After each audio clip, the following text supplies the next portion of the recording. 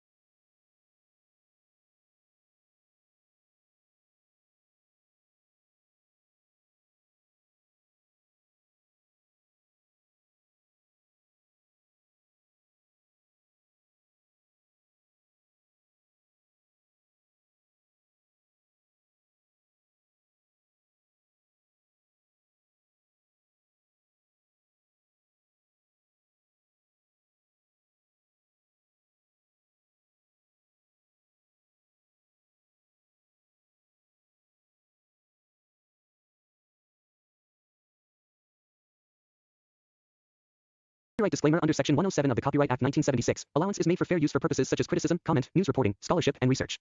Fair use is a use permitted by copyright statute that might otherwise be infringing. Nonprofit, educational, or personal use tips the balance in favor of fair use. From its very first frame, Genie, Make-A-Wish announces itself as a work of ambitious intent, a fusion of fantasy, romance, and philosophical inquiry wrapped in the opulent textures of contemporary Korean television drama. The production was conceived within South Korea's most prestigious studio system, developed jointly by Hwa and Dam Pictures and Studio Dragon, two names already synonymous with international successes such as Goblin and Crash Landing on You. Their collaboration with Netflix positioned the series not merely as a domestic entertainment product but as a global cultural artifact, designed to resonate simultaneously with audiences who consume K-dramas as escapist fare and with those who approach them as evolving reflections of Korean soft power and identity in the 21st century. The narrative's premise, a thousand-year-old genie who re-enters the human world and falls into the orbit of a modern woman incapable of emotional expression, might initially appear derivative of older fantasy romances, yet the execution demonstrates an unmistakable seriousness of craft. Writer Ahn Eun-jin's script transforms the folkloric conceit of the wish-granting spirit into a psychological and metaphysical study of human desire. The director, Ahn Eun-jin, approaches the material less as a spectacle of magic than as a slow-burn meditation on loneliness and redemption. Every act of visual composition reinforces that duality, luminous light breaking through darkness, color palettes that oscillate between the golden warmth of nostalgia and the steel-blue chill of urban isolation, and camera movements that breathe as if they, too, are awakening after centuries of confinement. The series introduces Iblis, portrayed by Kim Woo-bin, not as the caricature of a mischievous genie but as a tragic immortal, exiled from the celestial order after defying divine edict. His imprisonment inside the lamp functions as both literal curse and metaphoric suspension of time. When the story begins, Iblis is released by Ki Ka-young, Bae Suzy's restrained and perfectly calibrated embodiment of a woman whose life has been shaped by repression. Ka-young is a product designer in Seoul, her days arranged by measurable routines and her emotions buried under layers of filial obligation to her grandmother, Oh Pan-jiam. The first encounter between genie and human is staged not for comic contrast but for existential dissonance. One being has known nothing but eternity, the other nothing but control. The friction between them ignites the series' central dialectic, the collision of boundless possibility with the fear of change. Throughout the first act, Kim Woo-bin's performance refracts centuries of weariness through a facade of arrogance. His deep, resonant voice carries both menace and melancholy, his eyes, perpetually amused yet sorrowful, invite sympathy even when he behaves cruelly. Suzy counters him not through overt emotion but through stillness, allowing the camera to linger on micro-gestures that suggest the tremors of suppressed feeling. Their exchanges, framed within tight interiors and framed again through reflective surfaces, mirrors, windows, the polished brass of the lamp, build a visual language of duality. The audience observes them as two sides of a single mirror, each capable of granting or denying the other's salvation. Kim Eun-suk's writing excels at intertwining mythological scale with intimate human detail. The ancient law that binds Iblis to grant 3 wishes becomes a structural device through which Ka-young's emotional evolution unfolds. She refuses to make trivial or materialistic wishes, her resistance frustrates the genie, whose identity depends on fulfilling desire. This refusal destabilizes the established hierarchy between master and servant, god and mortal. The relationship reverses traditional gender and power dynamics often seen in magical realism. In many ways, Ka-young's reluctance to wish mirrors the modern individual's paralysis in the face of limitless consumer choice, a thematic thread that grounds the supernatural narrative in recognizable psychological reality. Cinematically, Ahn Eun-jin chooses to depict wish-granting not as spectacle but as transformation of atmosphere. When Iblis manipulates reality, the environment subtly shifts, wind curls around objects, shadows dilate, a tremor of light crosses the frame like breath across a mirror. The restraint recalls European arthouse traditions more than Hollywood fantasy. Rather than relying on computer-generated excess, the show's magic emanates from rhythm, texture, and sound. The post-production design layers low-frequency hums beneath musical cues to signal metaphysical presence. This sonic strategy deepens the immersion, inviting the audience to feel rather than merely witness the supernatural. The supporting characters operate as echoes of the central moral questions. Oh Pan-geum, played by Kim Mi-kyung, is both matriarch and moral compass, a woman whose past conceals knowledge of the genie's existence. Her wisdom, born of loss, provides Kyoung with a sense of lineage that the modern world has eroded. No Sang-hyun's portrayal of Azrael, the angelic counterpart and nemesis to Iblis, introduces a cosmic balance, dramatizing the eternal tension between punishment and mercy. Through him, the series reframes monotheistic myth in a pluralistic Korean cosmology, suggesting that the divine is fragmented, contradictory, and deeply human. As the episodes progress, the structure of the story mimics a slow unfolding wish. The first wish liberates Kyoung from routine, allowing her to glimpse spontaneity. The second confronts her with the cost of emotional vulnerability. The third, whose nature remains ambiguous until the finale, encapsulates the paradox of freedom through surrender. Each wish becomes an act of self-definition, subverting the traditional morality tale in which desire leads to downfall. Instead, Genie, Make-A-Wish argues that authentic desire, when acknowledged rather than repressed, is the path toward wholeness. The chemistry between Kim Woo-bin and Suzy serves as the axis around which this philosophical machinery turns. Their prior collaboration in Uncontrollably Fond creates an intertextual resonance. Viewers familiar with their earlier tragic romance bring expectations of unresolved affection. The series capitalizes on that history, transforming it into subtextual commentary on reincarnation and eternal return. When their characters exchange glances, the scene carries the ghost of a previous lifetime, blurring fiction and memory. The camera repeatedly captures them through soft backlight, halos of dust motes resembling cosmic particles, visual metaphors for the idea that every meeting is a re-encounter across lifetimes. Aesthetic decisions throughout the production maintain extraordinary consistency. The color grading transitions gradually from muted grays and cold blues in the early episodes to warmer ambers and sunlit tones as emotional intimacy develops. Costume design participates in this transformation. Iblis's wardrobe evolves from dark, almost military silhouettes to garments of softer texture. Kyoung shifts from structured corporate suits to flowing fabrics. These visual cues narrate character growth independently of dialogue. Cinematographer Lee Hyung-deok's lensing uses shallow depth of field to isolate faces against bokeh patterns resembling drifting sparks, a recurring motif linking human emotion to the genie's elemental nature. Soundtrack composer Nam Hae-sung, known for her work on Goblin and Mr. Sunshine, constructs a score that merges classical instrumentation with Middle Eastern tonalities, acknowledging the myth's cross-cultural origins while preserving Korean sensibility. The principal theme, performed on cello and ney flute, articulates longing across boundaries of time and space.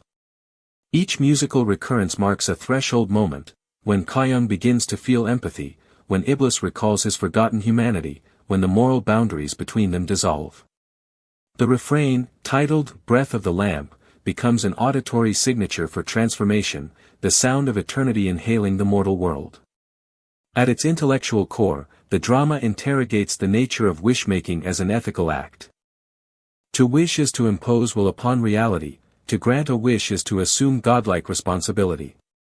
Through this dialectic, the series raises questions about autonomy, consent, and the consequences of altering destiny. The philosophical tension recalls the moral parables of Goethe's Faust and the existential dilemmas of modern Korean cinema, where characters often oscillate between agency and fate. Kyoung's ultimate realization, that the fulfillment of desire without self-knowledge leads to emptiness, anchors the narrative in humanistic philosophy rather than religious dogma. In one of the most striking sequences, Kyoung confronts Iblis in a mirror chamber conjured from his own memories. The mise-en scene dissolves the boundary between dream and memory, reflections multiply until both characters appear as infinite regressions of themselves. The dialogue, written in restrained cadences, resembles a metaphysical debate disguised as confession. She asks whether granting others' wishes ever granted him peace. He answers that eternity without love is merely another prison. The scene crystallizes the series' argument: liberation arises not from omnipotence but from empathy. Critically, the show situates its fantasy within the tangible materiality of Seoul. The city's nightscape, neon corridors, glass towers, rain-slick streets, contrasts with the timeless interiors of the lamp. Ahn Eun-jin juxtaposes these spaces through editing rhythms that alternate stasis and motion. When Iblis walks through modern crowds, his anachronistic presence underscores the alienation of immortality in a hypermodern society. The genie becomes a metaphor for memory itself, an ancient consciousness wandering among those who have forgotten wonder. Beyond narrative and style, Genie, Make a Wish embodies a broader cultural negotiation between tradition and modernity. Korean storytelling has long been preoccupied with spirits, deities, and karmic justice, yet this series reinterprets myth through the idiom of psychological realism. Instead of external demons, characters battle inner ghosts, guilt, repression, fear of intimacy. The lamp, symbol of magical agency, also functions as psychological container, a vessel for suppressed emotion waiting to erupt. By integrating mythology into mental landscape, the drama achieves what many fantasy texts fail to accomplish: it transforms the supernatural into an allegory for the unconscious. Performance analysis reveals deliberate modulation of acting styles across the ensemble. Kim Woo-bin channels the grandiosity of classical tragedy, his movements are deliberate, his diction almost archaic, evoking a being who measures time differently. Suzy's naturalism offsets this theatricality, grounding the scenes in relatable vulnerability. The friction between their methods generates an oscillation that keeps the tone balanced between myth and realism. Supporting actors embody specific moral vectors. Kim Mi-kyung's grandmother represents compassion anchored in wisdom, No Sang-hyun's Azrael personifies judgment without understanding. Each functions as philosophical extension rather than mere narrative accessory. The editing rhythm mirrors the thematic journey from confinement to liberation. Early episodes employ static compositions and long takes, emphasizing routine and temporal stagnation. Mid-season episodes introduce cross-cutting between human and divine realms, accelerating temporal perception. By the finale, rapid montages interweave memory, dream, and present reality, collapsing linear time, cinematic manifestation of the genie's temporal dislocation. Such formal strategies demonstrate the creator's commitment to aligning aesthetic structure with thematic content. Reception analysis following the October 2025 release confirms the series' resonance across demographics. Critics in South Korea praised its sophistication, citing it as evidence that streaming platforms can sustain auteur-driven storytelling within commercial frameworks. Western reviewers noted its departure from the sentimental excess often associated with K-dramas, describing it instead as an introspective fairy tale for the algorithmic age. Social media discourse highlighted Kim Woo-bin's re-emergence after health challenges and celebrated Suzy's maturation as an actress capable of internal nuance. The series reached Netflix's global top 10 within its first week, demonstrating the platform's capacity to internationalize culturally specific narratives without erasing their locality. On an industrial level, Genie, Make a Wish contributes to the ongoing evolution of the prestige K-fantasy subgenre. Following Goblin, which fused guardian spirits with contemporary romance, and The King, Eternal Monarch, which explored parallel universes, this series advances the trend toward metaphysical storytelling grounded in human emotion. It exemplifies how Korean creatives translate traditional motifs, genies, spirits, reincarnation, into idioms palatable for international viewers while preserving moral complexity. By articulating universal questions through culturally distinct imagery, the show reinforces South Korea's role as a mediator between Eastern spirituality and Western narrative modernity. As academic discourse begins to engage with the series, scholars identify its negotiation of post-human themes, immortality as trauma, memory as digital persistence, and love as a mode of temporal resistance. In a media environment saturated with algorithmic recommendation and instant gratification, the show's slow rhythm feels countercultural. It asks viewers to wait, to dwell, to contemplate. In doing so, it re-educates attention, a rare feat in the era of streaming abundance. Part 1 closes at the moment when Iblis begins to sense humanity stirring within him and Ka-young starts to perceive emotion not as weakness but as power. Their convergence marks the narrative's midpoint, the hinge between myth and metamorphosis. As the story advances into its second movement, Genie, Make a Wish deepens its moral vocabulary. The focus shifts from the wonder of release to the tension of coexistence. Having spent a millennium in isolation, Iblis is no longer simply a mythical figure awakened into modernity, he becomes a mirror for the anxieties of an age that has forgotten the sacred. Each interaction with Kyoung exposes him to emotions he has not named for centuries: anger, tenderness, curiosity, and through this rediscovery the series translates myth into phenomenology. The genie's lamp, once an emblem of magical omnipotence, turns into a laboratory for studying the human condition. Ahn Gil-ho's direction underscores this transformation through spatial choreography. The mise-en scene expands gradually outward, the cramped apartment that first served as their point of collision gives way to broader urban vistas, bridges, rooftops, riversides, suggesting an outward flow of emotional energy. The city itself evolves as an unconscious participant, responding to their moods through weather and light. When Kyoung begins to confront suppressed memories of her parents' deaths, the skyline dims into monochrome. When she allows Iblis to accompany her on a spontaneous nighttime drive, sodium lamps blur into gold threads, visualizing nascent trust. This interplay between human psychology and environmental texture situates the series within the lineage of cinematic romanticism, where landscape functions as emotional index. Dialogue remains spare, punctuated by silences heavy with implication. The writers rely on gestural language, hands brushing in near contact, breath caught mid-sentence, to carry the emotional narrative. In a particularly resonant scene midway through episode 6, Kyoung confesses that she does not know how to wish because every desire she has ever voiced was dismissed as childish. Iblis responds by conjuring an illusion of her childhood bedroom, intact in every detail except that the toys speak in her adult voice, accusing her of abandonment. The sequence operates simultaneously as spectacle and psychoanalysis. The genie stages therapy through magic, and the camera's slow circular movement evokes hypnosis. When the illusion collapses, Kyoung weeps not from fear but from recognition, her first genuine emotional release. This pattern of confrontation and catharsis becomes the series' structural rhythm. Each episode introduces an external obstacle, a moral test for Iblis, a psychological threshold for Kyoung, that reframes the meaning of a wish. The narrative refrains from simplistic escalation, rather than larger displays of power, the stakes become increasingly internal. By episode 7, the question is no longer whether Iblis can grant wishes but whether Kyoung should allow herself to make one. The suspense lies not in action but in decision. This emphasis on introspection distinguishes Genie, Make a Wish from most Western fantasy dramas, which often resolve conflict through spectacle. Here, revelation replaces explosion. The supporting cast assumes greater prominence in this section, forming a moral constellation around the protagonists. Oh Pangeum's backstory reveals her youthful encounter with Iblis decades earlier, when she bargained for her daughter's life.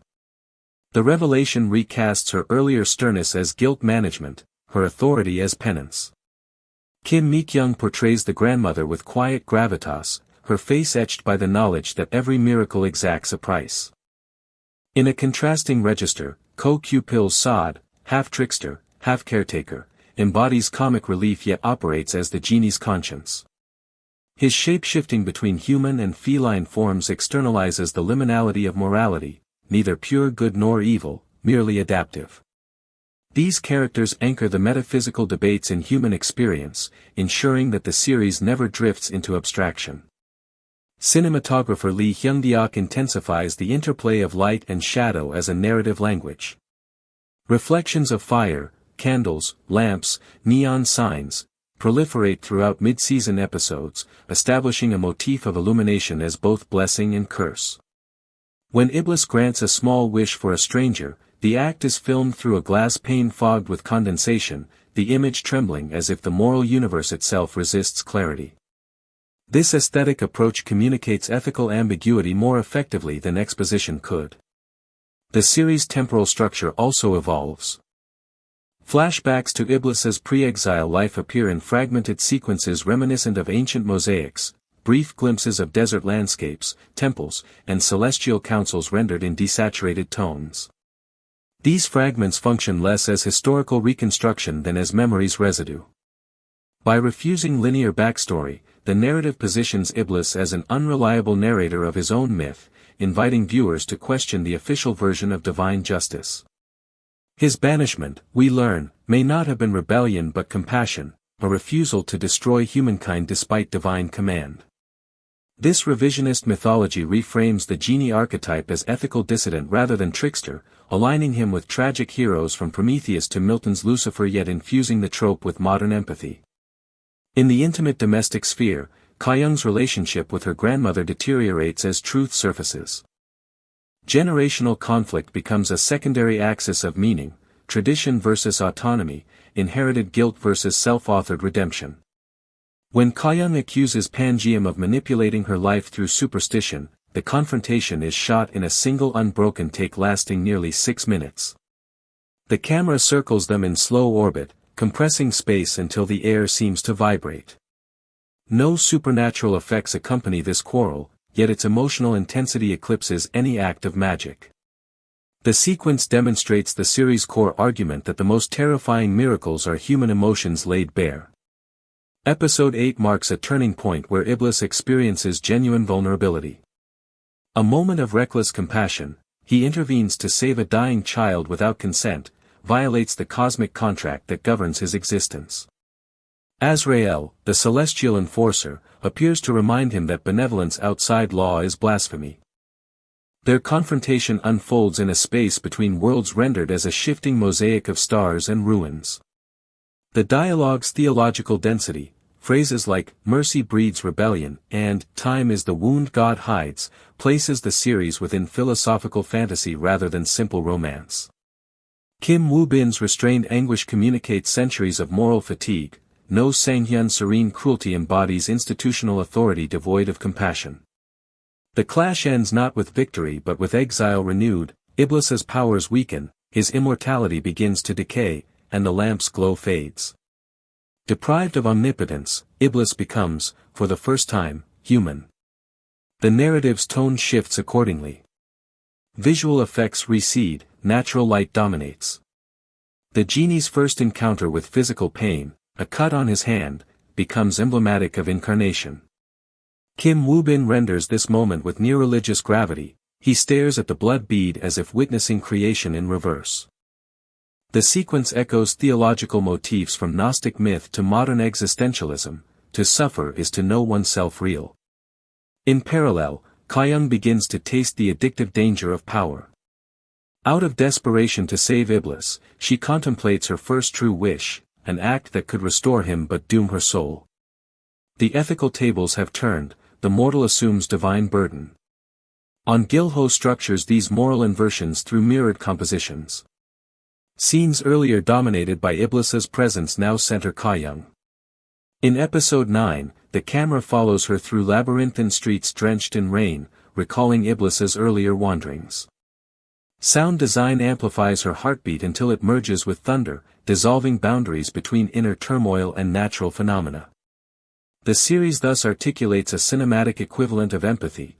By making the mortal's perception resemble the genie's, it visualizes emotional convergence. Critical to this stage is the evolution of the score. Nam Hae-sung introduces a leitmotif built on suspended chords that never resolve, symbolizing moral uncertainty. The absence of resolution within the music parallels the character's refusal of closure.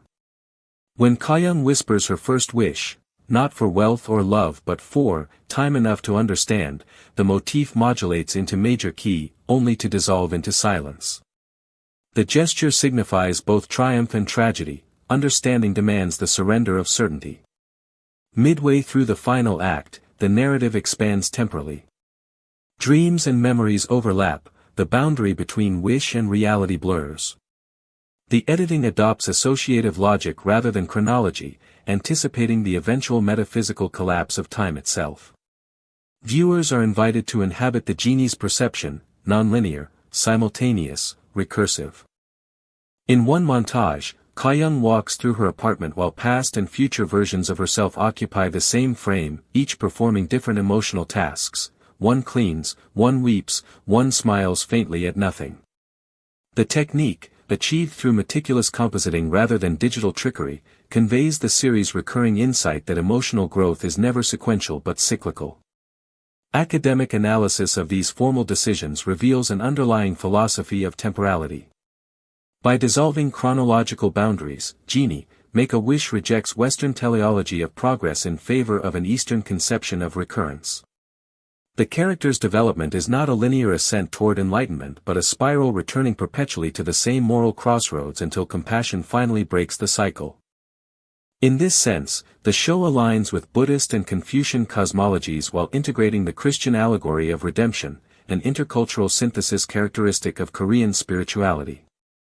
At the interpersonal level, the romance achieves complexity rarely seen in fantasy television. Love here is neither salvation nor ornament but epistemological revelation, the means through which the infinite comprehends finitude. When Ka-young and Iblis finally confess their affection, the scene eschews melodrama. They speak in whispers within a half-lit room, their reflections merging on the windowpane as fireworks bloom distantly outside. The camera withdraws rather than approaches, denying voyeuristic satisfaction. The choice implies that intimacy is sacred precisely because it resists spectacle. As Iblis's mortality progresses, he begins to experience dreams, something previously impossible for him. These dreams, filmed in handheld close-ups, blur the distinction between cinematic and subjective realism. One dream depicts a desert transforming into a cityscape, another shows Ka-young as a child releasing a bird of light. The imagery evokes the idea that humanity itself dreams the divine into being. By allowing the immortal to dream, the narrative suggests that divinity depends on human imagination, gods exist because we remember them. Parallel to this metaphysical unraveling, external conflict intensifies. Azrael returns with orders to reclaim the lamp and erase the world's memory of the genie. In a bold narrative twist, it is revealed that every wish granted by Iblis throughout history extracted fragments of his essence, leaving him less real each time. The moral implication is profound: power exercised without love depletes the self. Ka-young, now fully aware of the cost, decides to reverse the equation. She intends to use her remaining wishes not to change the world but to restore Iblis's being, even if it means erasing her own existence from his memory. The penultimate episode transforms into a meditation on self-sacrifice and the ethics of memory. The staging is minimalist, two characters, one fading from existence, the other determined to hold him through remembrance. Their dialogue, delivered in long pauses and half-sentences, achieves poetic abstraction. "If you forget me," she says, "the world will remember you." "Then let the world be cursed with memory," he answers, "for forgetting you would unmake me again." The exchange encapsulates the dialectic of love and oblivion that structures the series. From a theoretical standpoint, the scene functions as commentary on media itself. The genie, as immortal being subject to erasure through wish mechanism, parallels digital content consumed and forgotten by streaming audiences. Ka-young's insistence on remembrance becomes an allegory for art's struggle against algorithmic oblivion. Thus, the series reflexively critiques its own platform, positioning Netflix's Infinite Scroll as the new pantheon of fleeting deities. The visual climax occurs not in battle but in dissolution. As Ka-young completes her final wish, the physical world disintegrates into particles of light. Instead of standard visual effects spectacle, the production employs volumetric projection and practical lighting to create an ethereal cascade resembling falling dust illuminated by sunrise. The effect conveys transcendence without detachment, as if the universe were exhaling. The sound design withdraws all music, leaving only the faint sound of breathing, suggesting that creation and destruction share the same rhythm. The finale then pivots toward quiet aftermath. In a reconstituted world, Ka-young awakens alone, her memories of Iblis erased but replaced by a lingering sense of déjà vu. She smiles at a stranger on the street, a man whose silhouette echoes the genie's. The scene resists definitive closure, preserving ambiguity as moral horizon. The audience is left to ponder whether love's persistence lies in recognition or in the very capacity to feel wonder again. The reception of these final episodes amplified public debate. Some viewers perceived the ending as tragic, others interpreted it as transcendence. Academic commentators noted the refusal of closure as a political act, an assertion of ambiguity in a culture increasingly driven by quantifiable endings.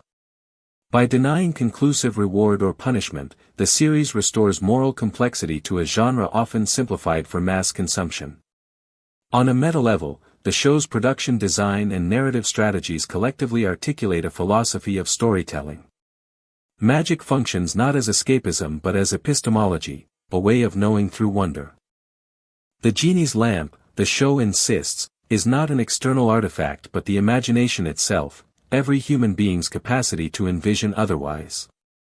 In this reading, Ka-young's three wishes correspond to three stages of narrative consciousness: denial, confrontation, and acceptance. The structure thus mirrors the process of artistic creation, in which the storyteller confronts the limits of language to conjure meaning. By the time credits roll, Genie, Make a Wish has accomplished an uncommon feat. It transforms myth into phenomenology, spectacle into introspection, and romance into metaphysics. The cumulative effect is neither escapist fantasy nor moral sermon but an extended meditation on what it means to be finite in a world that constantly tempts us with infinity. The aftermath of the series' conclusion lingers like the resonance of a final chord still vibrating in silence. Genie, Make a Wish leaves behind not merely a narrative but a metaphysical echo, a space of contemplation in which the viewer's mind continues to reconstruct what has vanished. This echo is precisely what distinguishes the drama from conventional streaming fare. Its refusal to resolve becomes its final act of generosity. By leaving emotional and philosophical questions open, the series turns its audience into co-authors of meaning. In academic discussions that followed its release, critics noted how Genie, Make a Wish operates as a dialogue between myth and modernity. Unlike earlier K-dramas that used mythological figures for decorative mystique, this production reclaims myth as a method of inquiry. The genie, a figure once confined to Orientalist fantasy, is reinterpreted through a Korean lens of moral ambiguity and emotional introspection. This localization is not merely cultural translation, it is a reclamation of agency over archetype. The myth migrates from Arabian folklore into a contemporary soul that has itself become mythic through urban alienation and technological saturation. The adaptation's philosophical success lies in its refusal of cultural essentialism. Instead of presenting a hybrid pastiche, the drama finds equivalence between Korean shamanistic traditions and the Middle Eastern origin of the jinn. Both cosmologies treat spirits as intermediaries between realms, entities neither wholly divine nor human. Through this structural resonance, Genie, Make a Wish constructs a global spirituality without erasing cultural specificity. This approach exemplifies a transnational aesthetic increasingly central to modern Korean television, one capable of addressing global audiences while remaining anchored in local metaphysics. The show's cinematography reinforces this transnational vision through a hybrid visual language.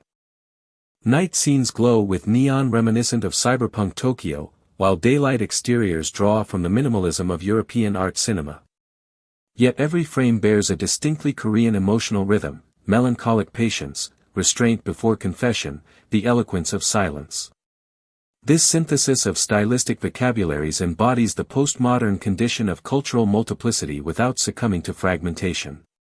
The result is a visual grammar that feels at once ancient and futuristic, intimate and cosmic.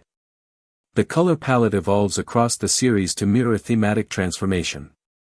Early episodes lean toward cool tones, blue, gray, silver, signifying detachment and timelessness.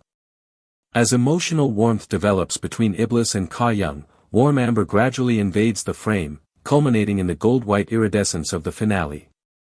The chromatic journey becomes an emotional spectrum, visually mapping the transition from isolation to connection. The precision of this design demonstrates the collaboration between cinematographer Lee Hyung-deok and production designer Cho Hyun-young, whose shared aesthetic vocabulary fuses lighting with material texture, stone, glass, fabric, water. Each surface becomes a participant in storytelling. The use of reflective surfaces deserves particular attention. Mirrors, windows, puddles, and even smartphone screens function as portals between realms. In one emblematic shot, Kyoung's tear falls onto a phone displaying Iblis's message. The reflection of her face merges with the text, collapsing the distance between sender and receiver. Such visual metaphors transform technology into emotional landscape. This motif underlines one of the series' subtler commentaries. In a digitized world, our devices have become lamps that hold fragments of our souls, waiting for release. Music continues to play a crucial role in shaping this atmosphere. The official soundtrack, composed by Nam Hae-sung, merges orchestral instrumentation with electronic ambience. Themes recur in variations, piano phrases dissolved into synthetic drones, vocalizations reduced to breath-like textures. This sonic fluidity parallels the series' thematic preoccupation with permeability between worlds. The main title theme, Wish Upon the Wind, begins as a simple lullaby and evolves across episodes into a requiem, then into silence. In the final credits, its melody reappears faintly through environmental sounds, footsteps, distant laughter, rustling leaves, suggesting that memory itself has become the music. Scholars of narrative ethics have highlighted the drama's nuanced portrayal of wish-making as moral act. Each wish in the story functions as a philosophical proposition. To wish is to articulate lack, and to articulate lack is to acknowledge finitude. Iblis's transformation from omnipotent grantaire to empathetic listener dramatizes the ethical evolution from control to compassion. In this sense, the drama redefines power as the capacity to witness rather than to dominate. Kyoung's final decision, to use her wish not to alter fate but to affirm love's endurance, constitutes a radical act of ethical humility. It is the refusal to manipulate reality that becomes the highest form of agency. Critically, this philosophy resonates with contemporary Korean society's shifting moral landscape. As viewers grapple with issues of technological acceleration, social isolation, and existential fatigue, Genie, Make-A-Wish offers a counter-discourse of slowness and contemplation. Its moral world privileges self-awareness over success, emotional authenticity over material gain. The series thus aligns with a growing movement in Korean cinema and television that resists capitalist hyperproductivity through meditative storytelling, a cinematic slow movement that reclaims interiority as political resistance. The performances of Kim Woo-bin and Bae Suzy deserve detailed examination in this context. Woo-bin's portrayal of Iblis eschews the flamboyance typically associated with genies. His power manifests not through grand gestures but through micro-expressions, slight tremors at the edge of composure, the faint tightening of jaw when desire conflicts with duty. His voice, low and deliberate, carries centuries of restrained longing. Critics have compared his performance to Tilda Swinton's in Only Lovers Left Alive, citing the shared ability to embody immortality as emotional exhaustion rather than omnipotence. Suzy's Kyoung offers an equally layered performance. She navigates the transformation from cynicism to faith with subtle emotional gradations, portraying vulnerability without sentimentality. Her most powerful scenes are those of stillness, moments when she listens, doubts, or simply breathes in silence beside Iblis. These pauses, carefully timed within the rhythm of dialogue, allow the audience to inhabit her internal process. The chemistry between the leads arises not from overt romantic gesture but from synchronized restraint, a harmony of pauses that becomes a language of its own. Supporting actors enhance this atmosphere through measured restraint. Kim Mi-kyung's portrayal of the grandmother grounds the fantasy in moral realism. Her quiet authority evokes the archetype of the Korean matriarch, simultaneously nurturing and tragic. No Sang-hyun's Azrael avoids villainy by embodying bureaucratic inevitability, his menace lies in composure, not cruelty. Even minor characters, such as the street vendor who appears briefly in multiple timelines, serve symbolic functions as echoes of collective humanity. This ensemble approach ensures that no scene feels ornamental, every figure contributes to the unfolding philosophical mosaic. Production-wise, the series exemplifies Netflix Korea's increasing ambition to merge local craftsmanship with global reach. The reported budget exceeded $25 million, but resources are deployed with restraint. Rather than rely on overt CGI spectacle, the production favors practical effects and nuanced compositing. The restraint enhances believability, magic feels tangible because it obeys emotional logic. This aesthetic discipline aligns the show with European art fantasy traditions, more Pan's Labyrinth than Doctor Strange. Academic circles have also engaged with the show's gender politics. Kyoung's agency challenges the chosen woman trope often embedded in fantasy romance. She is not a passive recipient of divine favor but an active moral subject negotiating her own terms of engagement. The genie does not rescue her, she redefines the nature of rescue. By situating the female protagonist as the ethical axis of the narrative, the series subverts patriarchal mythic structures that position women as muses or redeemers. Instead, Kyoung becomes philosopher, her questioning gaze dismantles the metaphysical hierarchy itself. Moreover, the drama's treatment of love transcends heteronormative boundaries. Although the central romance appears heterosexual, the narrative's metaphysics implies a fluidity of being that defies binary identities. Iblis's form-shifting nature gestures toward gender and species indeterminacy, while Kyoung's empathy extends beyond human categories. Some scholars interpret their union as allegory for queer relationality, love that exists beyond societal frameworks of recognition. This inclusive symbolism broadens the drama's interpretive scope, transforming it into a celebration of relational diversity as metaphysical truth. From a cultural theoretical standpoint, Genie, Make-A-Wish participates in the ongoing global discourse on posthumanism. Iblis's gradual humanization and Kyoung's ascension to metaphysical awareness dramatize the collapse of boundaries between human and non-human consciousness. The show interrogates what it means to feel, to remember, and to choose in a world where technology and divinity converge. By depicting a genie who becomes mortal through empathy, it inverts the classical narrative of transcendence, proposing instead an ethic of immanence, the divine discovered through embodiment, not escape.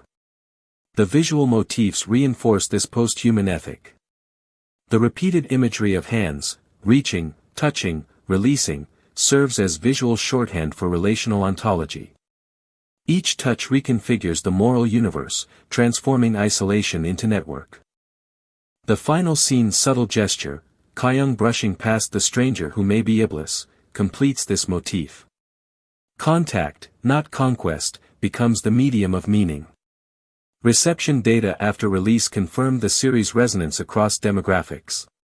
Within 2 weeks of its Netflix premiere, it topped streaming charts in more than 30 countries, including non-traditional K-drama markets such as Brazil, Turkey, and France. Critics praised its slow-burning transcendence and philosophical tenderness. On social media, viewers coined the phrase, "the wish that watches back," referencing the show's uncanny sense of emotional reflection.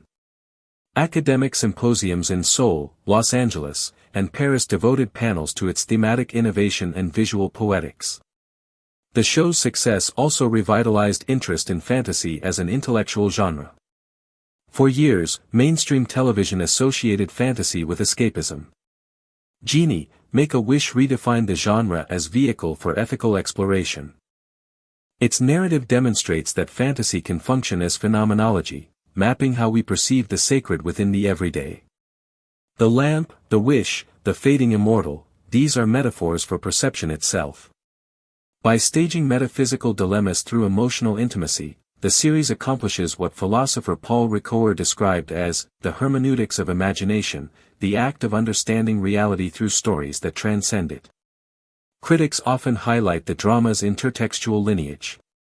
Traces of Rumi's poetry surface in dialogue, echoes of European Romanticism color its imagery, Buddhist parables structure its moral logic. This dense network of influences situates the series as a global text rather than a purely Korean product. It speaks the universal language of yearning, the desire to reconcile power with tenderness, eternity with impermanence. Yet its Korean sensibility, its pacing, gestures, and emotional sincerity, prevents it from dissolving into abstraction. The impact on popular culture was immediate. Phrases from the series entered everyday discourse: make your wish and bear its echo, mercy breeds rebellion, to love is to remember the forgetting. Merchandise and fan art proliferated, but more significantly, the series inspired a resurgence of literary interest in myth retellings within Korea. University syllabi began to include it alongside classical texts, analyzing its negotiation of tradition and modernity. From an industry perspective, Genie, Make-A-Wish consolidated Netflix's strategy of positioning Korean productions as global prestige dramas.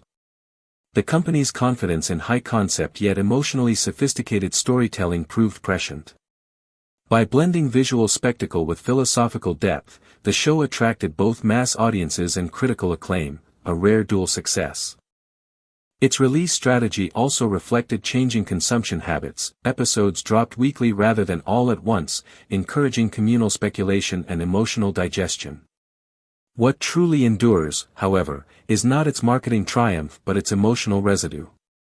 Months after viewing, audiences report dreams of sand turning to light, of whispered wishes echoing in empty rooms. The drama lingers because it reactivates something primal, the need to believe that desire, when expressed with honesty, alters the fabric of reality. In this sense, Genie, Make-A-Wish accomplishes what myth has always sought, to remind humanity that imagination is not illusion but creation. The enduring life of Genie, Make-A-Wish lies in the conversations it keeps generating about art's responsibility in an age of distraction. Long after the finale's quiet fade to light, the series continues to function as a mirror in which spectators confront their own relationships to desire, loss, and belief. Its intellectual ambition rests not in complexity for its own sake but in its ability to turn private emotion into a collective meditation. Every time a viewer rewatches a scene, another layer of meaning appears, like the shifting facets of the lamp itself. The work behaves like an object of devotion, each viewing a ritual of rediscovery. One of the most fascinating consequences of the drama's popularity has been the proliferation of academic writing surrounding it. Scholars in comparative literature, film theory, and theology treat it as a modern allegory of grace. Several papers analyze its structure through Kierkegaard's concept of the leap of faith, others through Simone Weil's theology of attention. The recurring idea is that the act of wishing, stripped of consumerist connotations, becomes an act of contemplation, an orientation of the soul toward possibility. Within this framework, Kyung's final wish is not a supernatural intervention but a philosophical posture, the acceptance of contingency as sacred. The show's form lends itself to this interpretation. Its pacing, criticized by some for slowness, actually functions as a discipline of perception. Long pauses and minimal camera movement invite mindfulness, they train the viewer to dwell within a single emotional state until nuance emerges. In a world saturated by quick-cut editing and algorithmic reward cycles, this contemplative rhythm constitutes aesthetic resistance. To watch Genie, Make-A-Wish attentively is itself a moral exercise. One learns to wait, to breathe, to listen.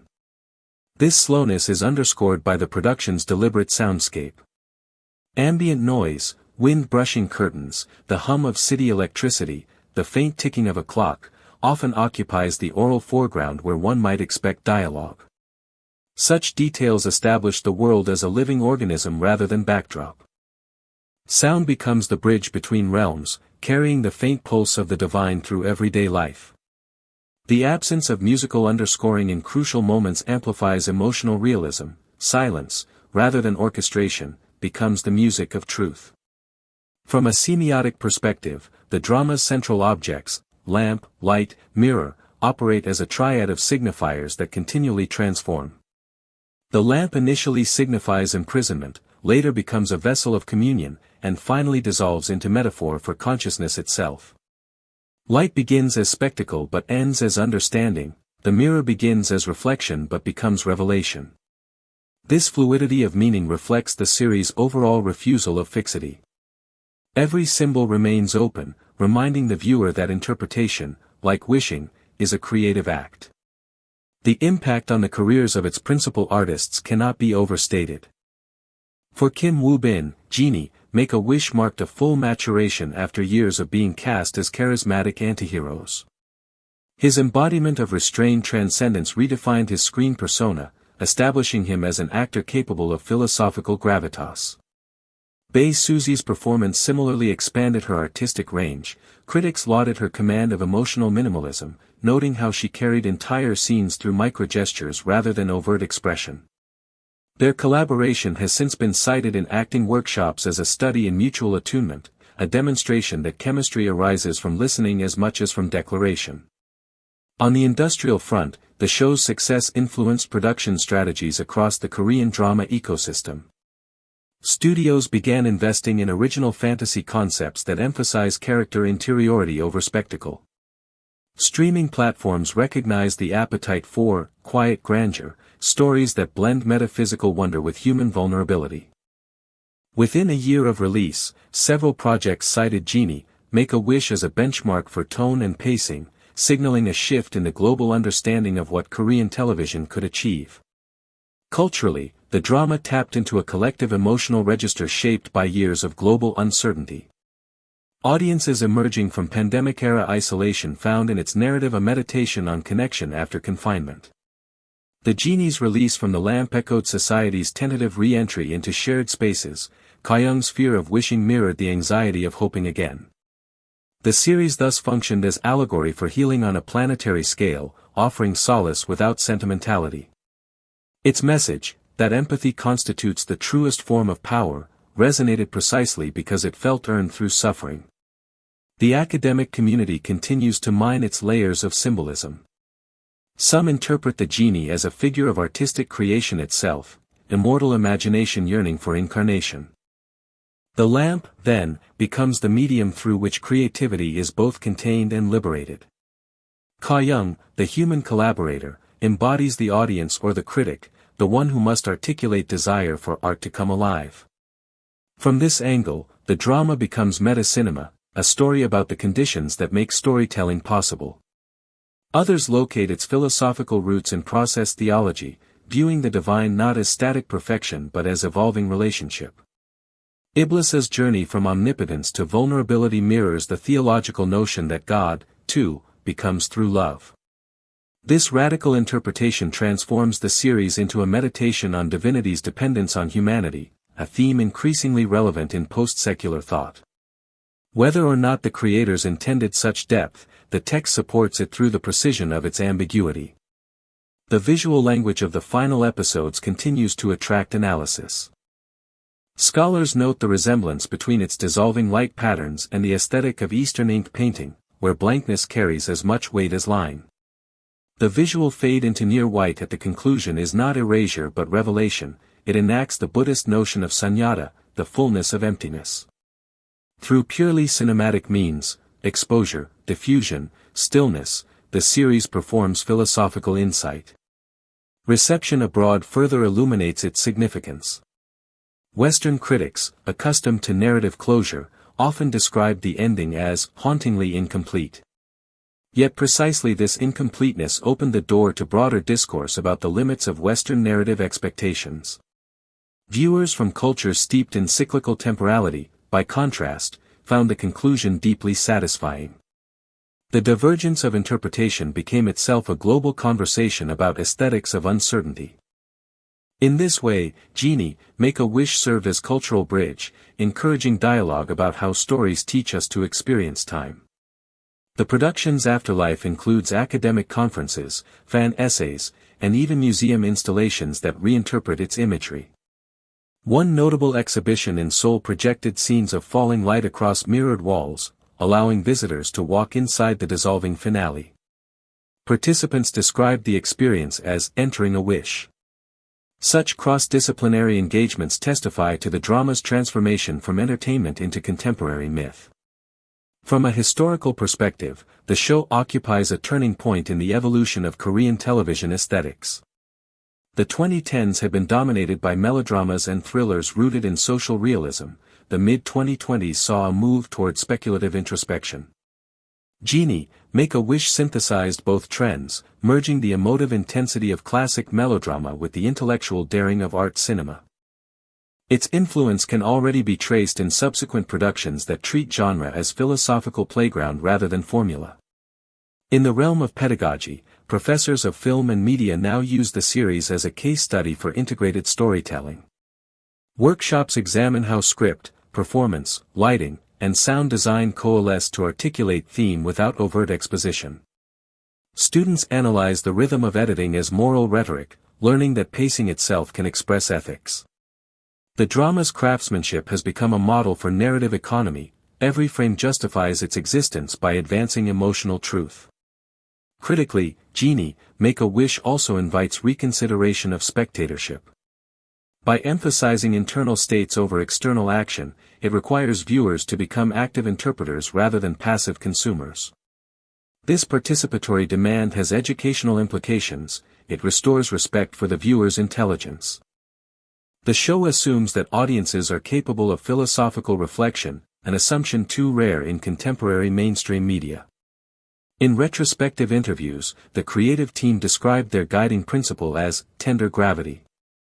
They sought to make a story heavy with meaning yet gentle in delivery. Writer Kim Eun-suk remarked that she wanted every line of dialogue to breathe like prayer.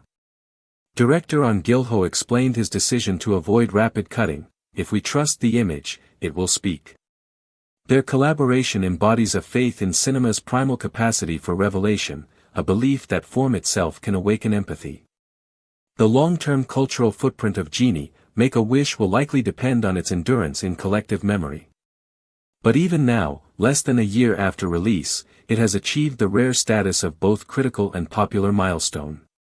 Awards recognition followed swiftly: Best Drama at the Baeksang Arts Awards, Cinematography Prizes, and nominations for Original Score. Yet accolades seem secondary to the quieter legacy unfolding among audiences who describe the series as life-altering. Online forums host threads where viewers share the wishes they dared to articulate after watching, small, personal affirmations of agency. In these testimonies, fiction spills into reality, proving the show's central claim that imagination reshapes the world. Perhaps the most remarkable aspect of Genie, Make-A-Wish is its gentleness in addressing existential despair. Rather than preaching optimism, it offers companionship in uncertainty. It acknowledges that hope, like magic, is fragile, and that to wish is to risk heartbreak. Yet it insists that risk is the essence of being alive.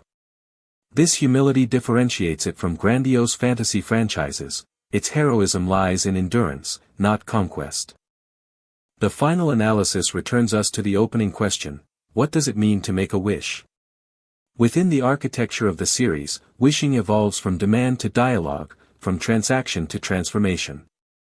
At first, Kyoung seeks external change. By the end, she recognizes that the wish itself is the change, the articulation of yearning that summons empathy.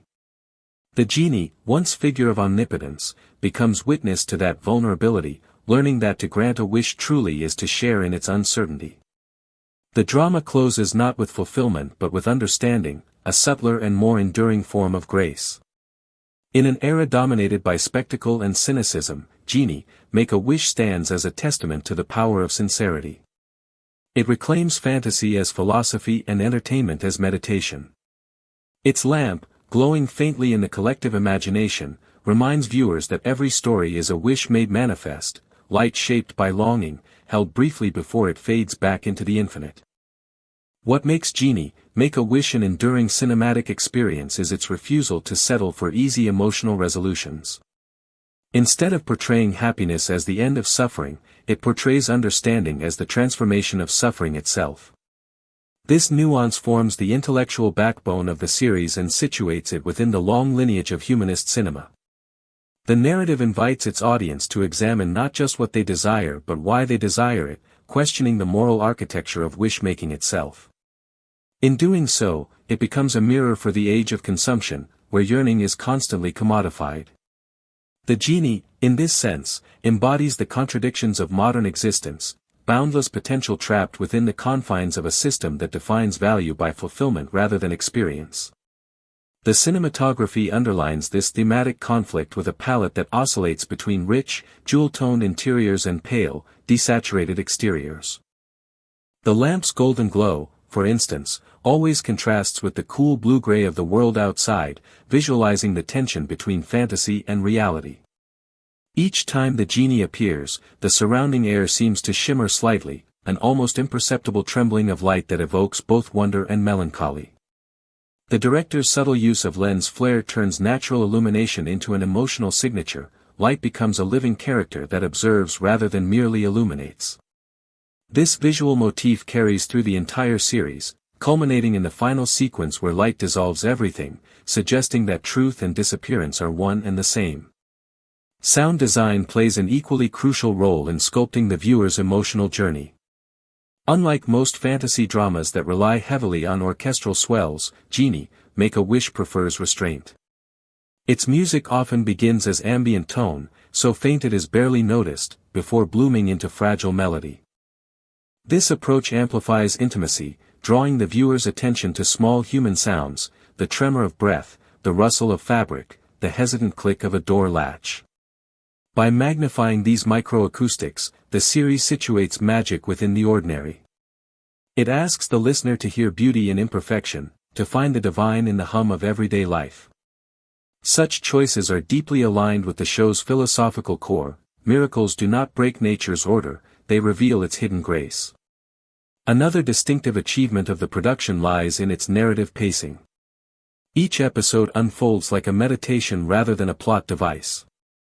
The writers intentionally avoid conventional cliffhangers, trusting the audience's curiosity to arise from empathy rather than suspense. This slow-burn rhythm encourages reflection.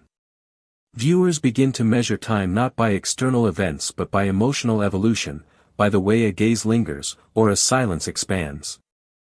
When Ka-young contemplates her wish, minutes pass without dialogue, and the stillness feels sacred.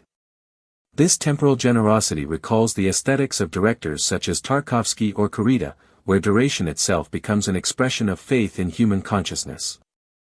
Performance, too, is treated as spiritual practice. Kim Woo-bin inhabits the genie not as an all-powerful entity but as a being wounded by eternity. His gestures are deliberate yet delicate, suggesting both fatigue and compassion. Each smile he gives carries the weight of centuries. Suzy's portrayal of Ka-young, on the other hand, captures the fragility of human resilience. Her silence is eloquent, her vulnerability unperformed.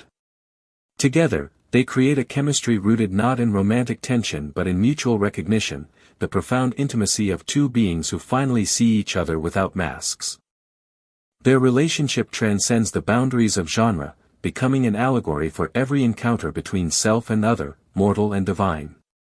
The visual grammar of the show uses repetition as emotional structure. Everyday objects, cups, windows, mirrors, and clocks, recur across episodes like refrains in a symphony. Each recurrence carries a slightly altered meaning, shaped by the characters' evolving inner states. A cracked teacup seen early as a sign of neglect later reappears as a symbol of persistence, suggesting that imperfection itself holds continuity. This quiet symbolism builds a dialogue between visual and thematic layers. The show's editing rhythm mirrors this structure, using crossfades and long dissolves to weave memory and present into one continuous thread.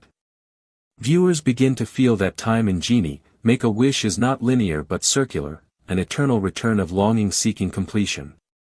One of the boldest creative decisions is the reimagining of the genie myth as psychological metaphor. In traditional tales, the genie serves human ambition. Here, he becomes its conscience. The wishmaker and the wish-granter exchange roles, each becoming the other's redeemer. This inversion destabilizes the notion of control and forces both characters to confront the moral cost of their desires. The lamp thus functions as a metaphorical mind, its confinement representing repression, its light symbolizing awareness. When Ka-young finally opens the lamp, it is not an act of summoning but of awakening. The genie's emergence marks the return of compassion long buried under fear. The scene's choreography, bathed in amber glow and slow-motion dust, transforms a mythical moment into an interior revelation. From a philosophical standpoint, the series dialogues with existentialism, phenomenology, and even quantum mysticism. It treats reality as participatory, shaped by observation and emotion.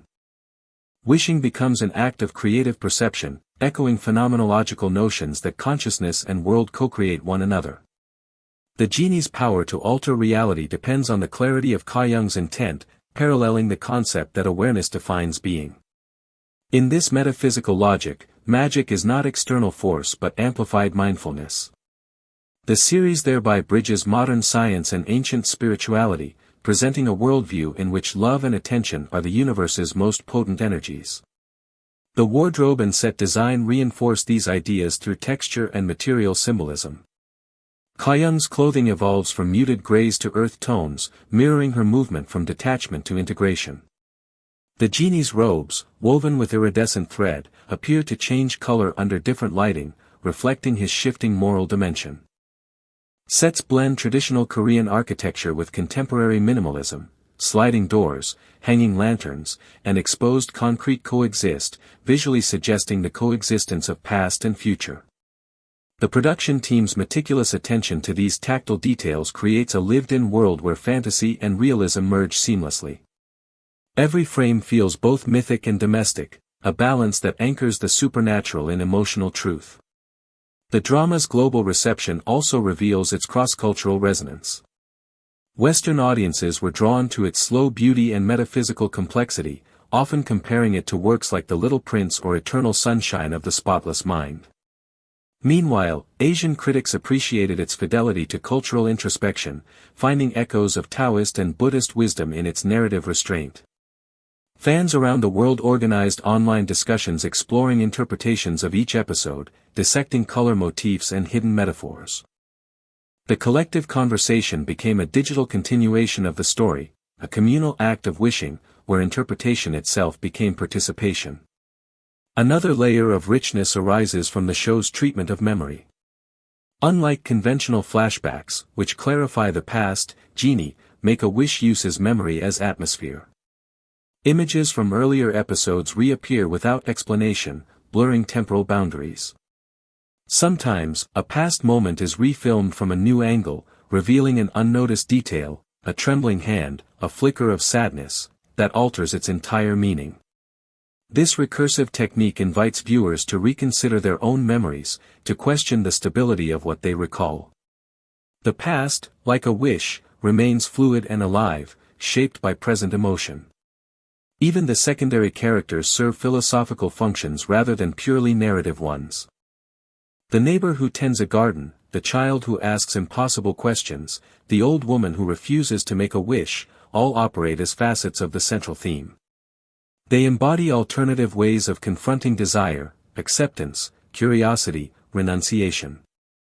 Their dialogues, though brief, extend the story's moral universe, reminding the audience that wisdom resides in ordinary lives. By giving these peripheral figures emotional gravity, the writers elevate everyday existence to the level of myth. As the story progresses toward its ethereal conclusion, the imagery becomes increasingly abstract. Objects begin to lose solidity, shadows melt into light. In one unforgettable scene, Kyoung walks through a rainstorm that gradually turns to falling light particles. This visual transformation is executed without CGI spectacle, relying instead on practical effects and delicate choreography of illumination. It symbolizes purification, not in the religious sense of cleansing sin but in the existential sense of reconciling with transience. The rain of light becomes the universe's quiet applause for human courage. It is cinema reduced to its purest essence, movement, light, and emotion fused into revelation. After the series broadcast ended, interviews with the creative team revealed layers of intention invisible at first glance. The director described the genie's character as a metaphor for the artist, someone who grants meaning through imagination yet remains bound by the expectations of those he serves. The screenwriter noted that every wish in the script corresponds to a stage of grief, denial, anger, bargaining, depression, acceptance. In this schema, the entire narrative becomes a therapy session for the soul, guiding both characters and viewers through emotional catharsis. These revelations reframe the series not merely as entertainment but as psychological art. The afterimage of Genie, Make-A-Wish lingers precisely because it does not demand belief in magic, it invites belief in tenderness. Its message is that miracles occur when compassion meets courage. The genie, freed from his lamp, symbolizes the awakening of empathy long suppressed by fear.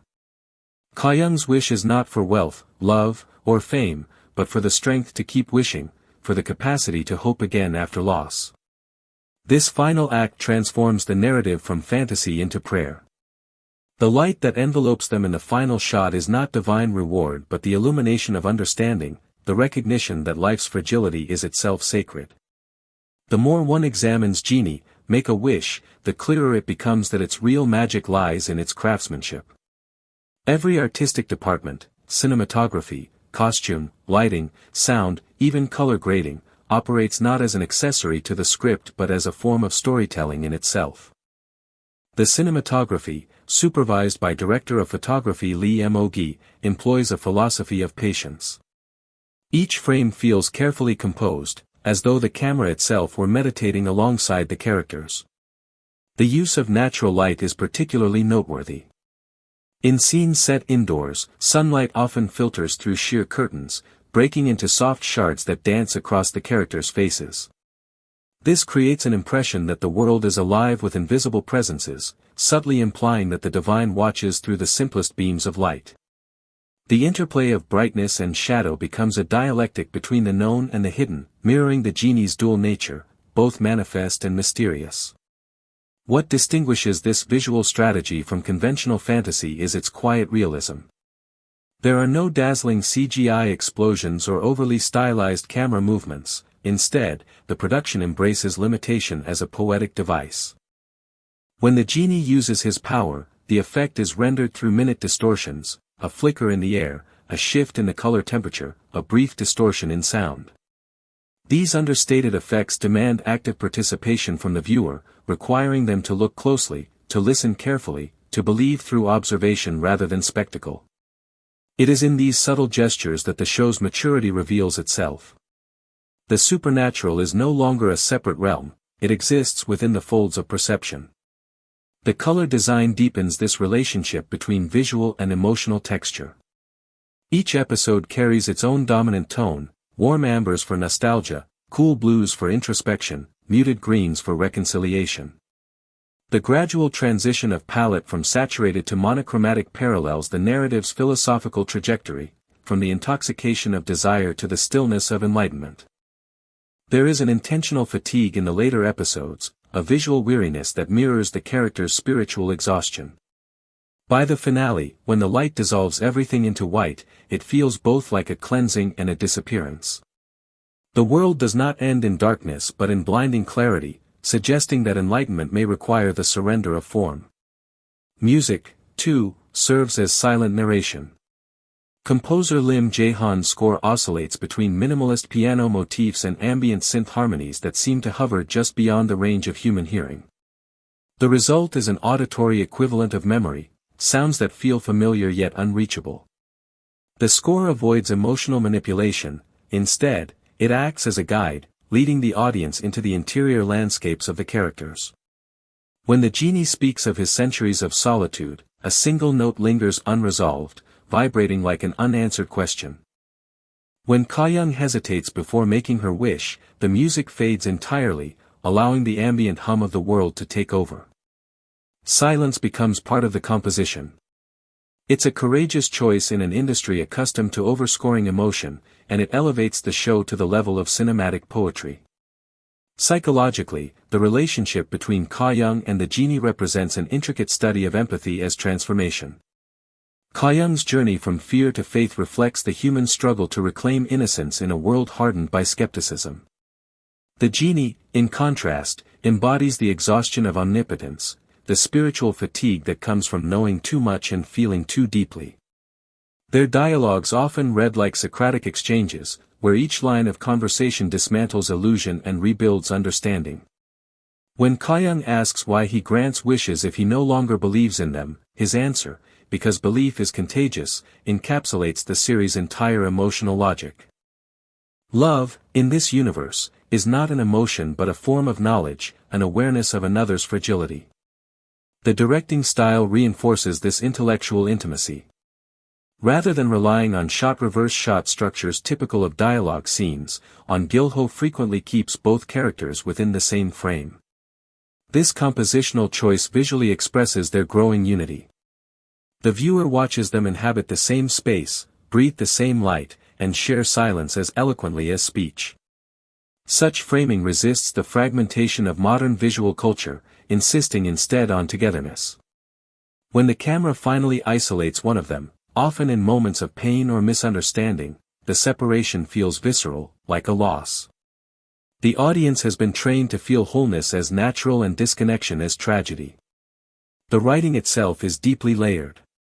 Beneath its surface simplicity lies a complex network of motifs and correspondences. The first wish mentioned in the script, a child's innocent plea for more sunlight, resonates throughout the series, returning in symbolic echoes until it becomes the final image. Each episode contains a reflection of the others, forming a narrative loop that mirrors the genie's own cyclical existence. In literary terms, this structure resembles the self-referential pattern of myth, where the end always points back to the beginning. It's not linear storytelling but ritual repetition, a dramatization of eternal return. Through this repetition, the audience experiences not just narrative closure but spiritual recognition. The supporting cast contributes layers of human realism that anchor the metaphysical themes. The elderly shopkeeper who sells antique lamps, the street musician who plays melodies no one seems to hear, the little boy who mistakes the genie for an angel, each functions as a mirror for the protagonists. They ground the cosmic story in everyday tenderness. In their ordinariness lies revelation, divinity is accessible, not remote. The dialogue given to these minor characters often contains the series' most profound insights, expressed in deceptively simple language. When the shopkeeper says, "Every light needs a place to rest," it sounds casual, yet it encapsulates the show's theological core, that even the infinite seeks intimacy. The production design deserves particular attention for how it visualizes metaphysics through architecture. Kyoung's apartment, for instance, is a minimalist space dominated by clean lines and neutral tones.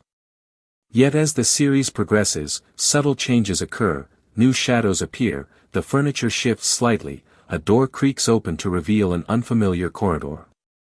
These quiet alterations suggest that reality itself bends around emotional growth.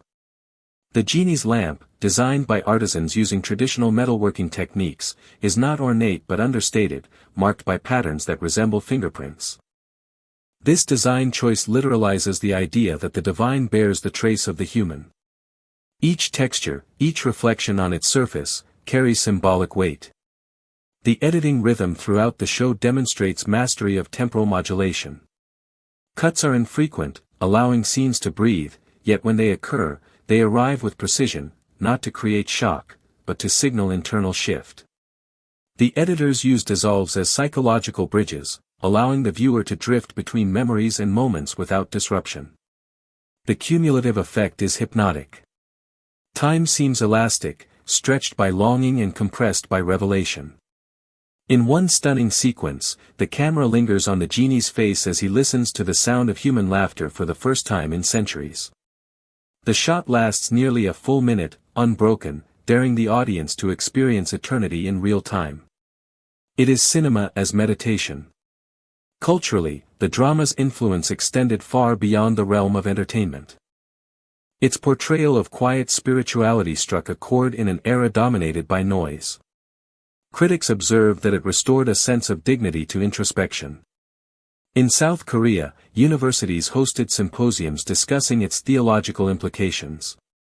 Internationally, streaming audiences discovered it as part of the broader global appreciation for emotionally intelligent storytelling emerging from East Asia. Online fan communities created artworks, essays, and even musical compositions inspired by its imagery. The show became not just a piece of television but a shared emotional language through which people articulated their own longing for meaning. What makes this legacy particularly fascinating is how personal it feels to each viewer. Unlike narratives that prescribe moral lessons, Genie, Make-A-Wish leaves interpretive space open. Some perceive it as a love story, others as a treatise on grief, and still others as an allegory of artistic creation. Its power lies in its mutability. The genie's lamp becomes whatever the audience most needs it to be, a heart, a memory, a dream, or a mirror. In this way, the series achieves what few works manage, it transcends genre to become experience. It's less something one watches and more something one lives through, quietly, in the spaces between words. Even years after its release, discussions of Genie, Make a Wish continue to evolve. New interpretations arise as the cultural climate changes. Some critics have connected its themes to ecological thought, viewing the genie as a metaphor for the earth itself, a bound force yearning to be released from human greed. Others read it politically, interpreting the lamp as symbol of systemic constraint and the act of wishing as revolutionary imagination. The text sustains all these readings because its core is philosophical openness. Its truth is not singular but relational, shaped by the gaze of whoever dares to look. Ultimately, what distinguishes Genie, Make a Wish from countless other works of speculative fiction is its humility. It doesn't aim to impress with scale but to invite stillness. It understands that the greatest spectacle is a human face illuminated by understanding. In a culture saturated with stimulation, this quietness becomes radical. Watching it feels like returning to the origin of storytelling, when myths were told not to distract but to console. Every scene, every line, every moment of silence reaffirms the ancient conviction that art exists to remind us we are not alone in our longing. And when the final light fades, leaving only the echo of a wish, what remains is not emptiness but gratitude for the fragile miracle of being able to feel it all. When the production of Genie, Make a Wish began, the creative team approached it not as a conventional television project but as a philosophical experiment disguised as a fantasy drama. Pre-production lasted almost a year, during which the director and cinematographer collaborated closely with philosophers, theologians, and psychologists to shape a world that felt spiritually coherent. Their goal was to create a universe where magic did not violate reason but extended it, a metaphysical realism where every miracle obeyed an emotional law. The team treated each episode like a chapter in a moral poem. Storyboards were drawn by hand in notebooks rather than digital software so that imperfections could suggest spontaneity. Even the handwriting on these pages became part of the show's mythology, a reminder that art remains human precisely because it is flawed. Rehearsals were conducted like theater workshops. The actors spent weeks exploring silence before they ever spoke their first lines. Kim Woo-bin was asked to walk in complete stillness for hours, learning how to move as if time flowed differently around him. Suzy practiced speaking to empty air to understand loneliness as a physical sensation. These exercises infused the performances with lived vulnerability. When cameras finally rolled, little direction was needed. The actors carried within them the emotional vocabulary the story required. Behind the camera, the crew maintained near-ritualistic discipline, cell phones silenced, lights adjusted slowly, conversations whispered. Many technicians later described the set as feeling more like a temple than a workplace. The respect for quiet became a form of devotion, a way of honoring the fragile atmosphere the narrative demanded. The director's decision to use long takes came from a belief that truth cannot be captured through fragmentation. Each scene was allowed to breathe, to reveal its rhythm naturally. This method challenged both cast and crew, for it required sustained emotional focus without interruption. But the reward was authenticity. When the camera lingers on the genie's face as he watches Ka-young sleep, the viewer perceives real-time unfolding, the heartbeat of waiting itself. The editing room later preserved these long takes with minimal trimming, preserving the integrity of each lived moment. Time, in Genie, Make a Wish, feels sculpted by emotion rather than chronology. Sound engineers worked in near silence for months to design the series' sonic landscape. Instead of layering artificial effects, they recorded natural ambience, wind over rooftops, the creak of wooden doors, distant footsteps in hallways. These sounds were then stretched, slowed, or reversed until they became almost musical, blending seamlessly with Lim Jae-han's score. This process blurred the boundary between noise and melody. Even the absence of sound carried meaning. One technician recalled that they measured silence like a musician measures pitch, adjusting its density to express tension or relief. Such attention to auditory nuance gave the show its meditative aura. Viewers who watched with headphones reported the uncanny sensation of hearing the world breathe. Cinematically, the production's commitment to authenticity extended to the choice of filming locations. Instead of building grand sets, the team sought real environments imbued with history, an abandoned observatory on the outskirts of Seoul, an old lighthouse by the East Sea, a crumbling hanok house surrounded by ginkgo trees. These spaces contributed a palpable sense of memory. The walls bore the patina of time, the floors creaked with stories unsaid. The cinematographer allowed imperfections, dust motes, lens glare, uneven exposure, to remain visible, treating them as evidence of presence. The result was an image that felt inhabited, not constructed. The genie's lamp itself was crafted by a master metalsmith using techniques passed down for generations. No two lamps were identical. Microscopic variations in engraving meant that even in replicas made for filming, each carried a distinct signature, like a fingerprint of destiny. The writing process behind the series was as meticulous as its visual design. The script underwent more than 20 revisions, each one simplifying rather than complicating dialogue. The screenwriter explained in an interview that she wanted every line to carry the weight of silence behind it. Her notebooks reveal marginal notes quoting Rumi, Camus, and Buddhist sutras. The entire story was conceived as a dialogue between existential philosophy and mystical poetry. The wish motif was deliberately linked to language, the idea that to speak desire is to create reality. Hence the script treats words as sacred objects, spoken carefully, released like birds. Viewers often recall that the most moving scenes contain the fewest sentences. Meaning emerges not from what is said but from what trembles between phrases. During production, several sequences were improvised. One memorable example occurs in the 5th episode when the genie listens to a child playing a broken piano. The actor suggested adding a moment where he hums softly, repairing the melody through voice alone. The scene was unscripted, captured in a single take, and became one of the most beloved moments of the entire series. It encapsulates the show's ethos, redemption through small gestures. Similarly, the final shot of Ka-young walking into light was not pre-planned, it emerged spontaneously when natural sunlight flooded the set during filming. The crew seized the moment, rolling cameras without adjusting exposure. The resulting overexposed image, where form dissolves into radiance, was embraced as the perfect ending. Fate, it seemed, had collaborated with art.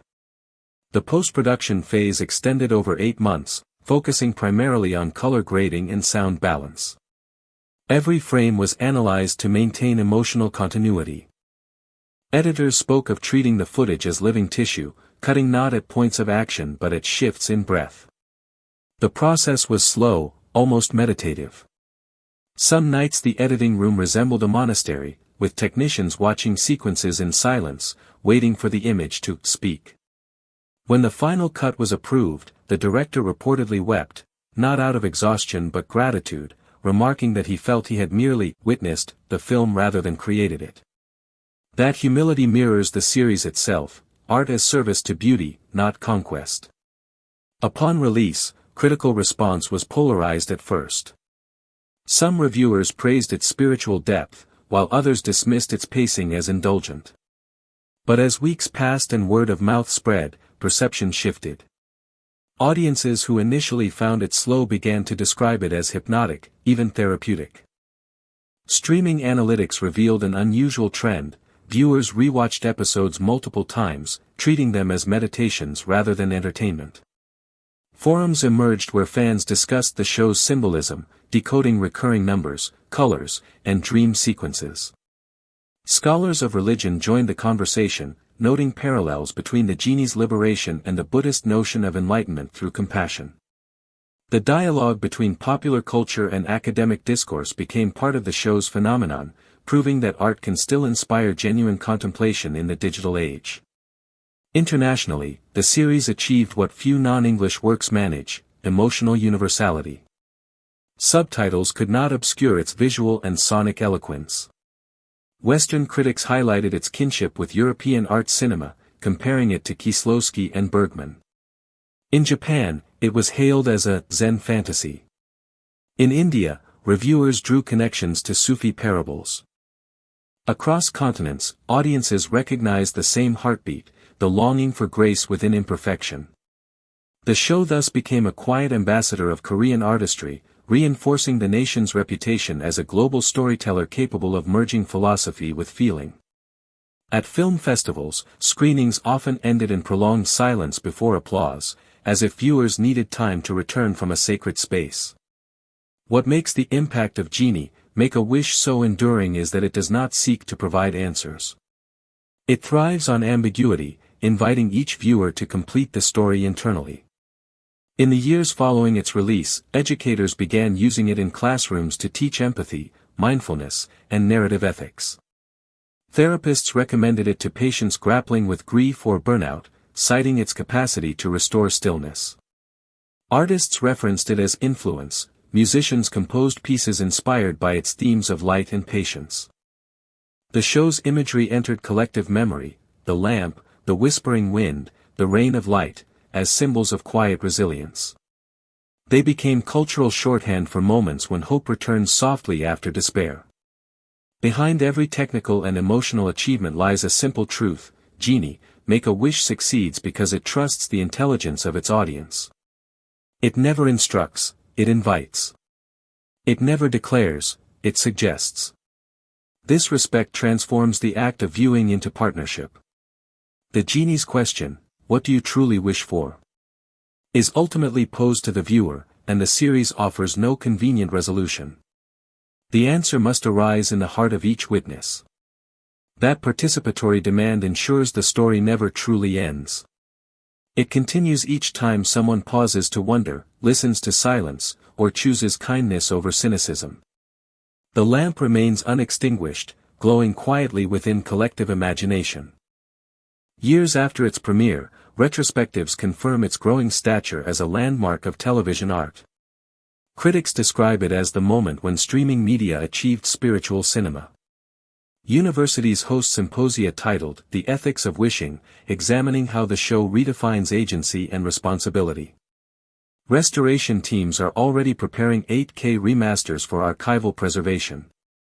The production's artisans, once anonymous, are now celebrated for their craftsmanship. Workshops display the original lamp prop as a cultural artifact. Yet despite institutional recognition, the series retains its intimacy.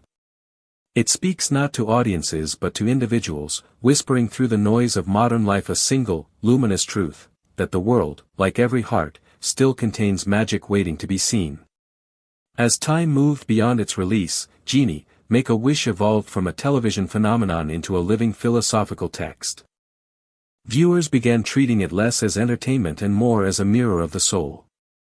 Each rewatch revealed new dimensions, much like revisiting a sacred scripture that changes because the reader has changed. The show's central question, "What does it mean to wish?" transformed into a cultural mantra. Across social media and in literary essays, people began redefining their understanding of desire, interpreting the genie not as a figure of fantasy but as a metaphor for consciousness itself. In this reinterpretation, every human heart became a kind of lamp, holding its own light within layers of dust, waiting to be uncovered by compassion. The series' philosophical reach lies in its reconfiguration of the ancient myth of granting wishes.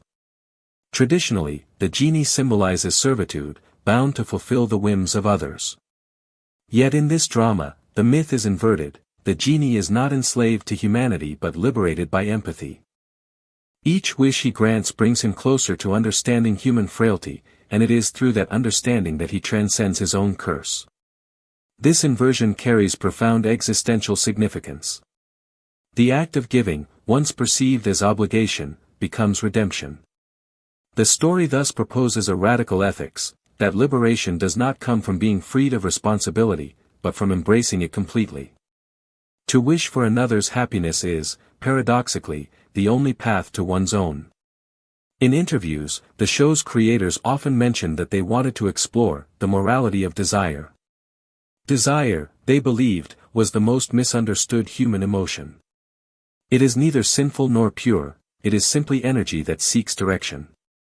In Genie, Make a Wish, wishes are not judged as good or evil, but as reflections of one's level of awareness. The unawakened wish for possession, the awakened wish for understanding. This moral gradient becomes the invisible architecture of the story. As Ka-young's consciousness expands, her wishes grow quieter, less material, more relational. By the final episode, she no longer asks for anything tangible. Her final wish, for the genie to be free, completes both of their journeys, suggesting that enlightenment is not the fulfillment of desire but its transcendence. Audiences found themselves profoundly moved by this emotional logic. Many described watching the show as a form of spiritual catharsis. There were reports of viewers crying not because of sadness but because they felt seen. The narrative speaks directly to those who have loved deeply, lost something precious, or spent years waiting for meaning to return. It acknowledges pain without trying to erase it.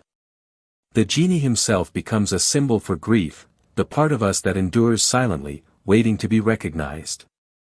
In one particularly powerful moment, Kyoung says, "Maybe wishes are what grief looks like before it learns to breathe." That line resonated across cultures, quoted in essays, tattoos, and social media tributes. It articulated the universal truth that to desire is to live with incompleteness, and to accept incompleteness is to finally find peace. Psychologically, the series operates on a therapeutic level. It offers an experience of emotional deceleration in an age of constant acceleration. Each scene teaches the viewer how to inhabit stillness. The show's pacing mimics mindfulness itself, the gradual slowing of thought until perception sharpens. Scholars of media psychology have written about how the viewing experience activates parasympathetic calm, reducing anxiety and heart rate. Unlike typical dramas that manipulate adrenaline, Genie, Make a Wish encourages introspection through rhythm and breath. It conditions the audience to sit with ambiguity, to tolerate silence, and to listen inwardly. In doing so, it redefines what storytelling can achieve, not escape from reality, but reconciliation with it. Thematically, the drama constructs a symbolic architecture built upon four recurring motifs: light, mirrors, doors, and breath. Light represents consciousness, mirrors represent self-recognition, doors symbolize transition, breath stands for continuity. These motifs interweave subtly throughout the narrative. Each time Kyoung looks into a mirror, her reflection slightly changes, revealing growth. Every door she opens leads not to a new location but to a deeper emotional truth. Light appears not merely as illumination but as revelation. When the genie disappears into light, it signifies the merging of being with awareness. Breath, the quietest motif, unites all others. In several moments, the camera focuses on breathing rather than dialogue, reminding the audience that existence itself is a wish continuously renewed. The symbolism extends even into costume and gesture. The genie's wardrobe shifts from dark indigo to pale ivory over the episodes, mirroring his inner purification. Kyoung's hands, often trembling in early scenes, grow steadier as her empathy deepens. These minute physical evolutions reinforce the emotional arc without overt exposition. Even the recurring gesture of touching the lamp changes meaning, from curiosity, to fear, to reverence, to farewell. The object ceases to be magical, it becomes sacred. The genius of this symbolism lies in its invisibility. The audience feels its power before they consciously perceive it, proving that great storytelling works not through explanation but through resonance. From a cultural standpoint, Genie, Make a Wish arrived at a time when global media was saturated with noise and spectacle. Its restraint felt revolutionary. It suggested that quietness itself could be a form of rebellion, that gentleness could challenge cynicism. In an era dominated by irony and detachment, it offered sincerity without sentimentality.